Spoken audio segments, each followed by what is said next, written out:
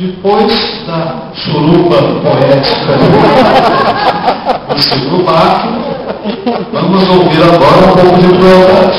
Então vou chamar a Greta Benítez, curitibana, que atualmente mora em São Paulo, que publicou poemas e contos em várias revistas literárias, como Etc., Jornal, Ouro, Discutindo Literatura.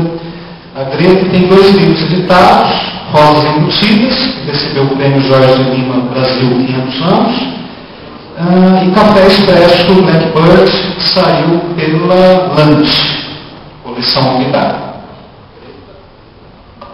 Obrigada.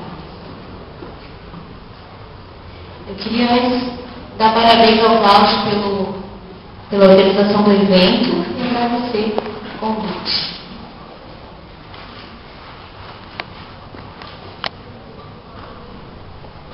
Pergunte a ela.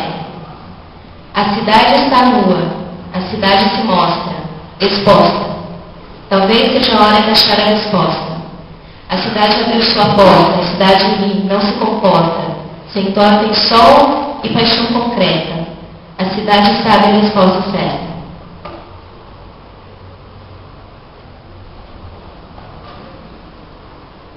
Tentativas. Luvas de cetim, luvas de borracha, capas de vidro, uma prece. Mesmo assim, nada acontece.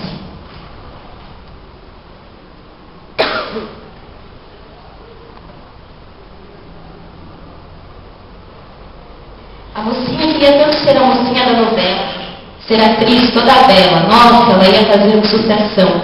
A mãe ia arrumar álbum, fotos, a família aplaudir, sair na revista, ser vista, dar entrevista, fazer desfile de moda e sair na escola de samba, ser fotografada, ser amada, ser afada, namorar o jogador.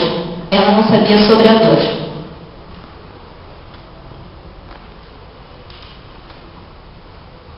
A atriz chorando nos bastidores, em meio aos outros atores, ela solitária. Queria mesmo ser secretária. Meu Senhor, fui parar nessa não sei como. As coisas na vida acontecem sem explicação.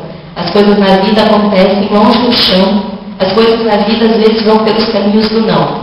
E ela ainda tinha que aguentar os temores de luz.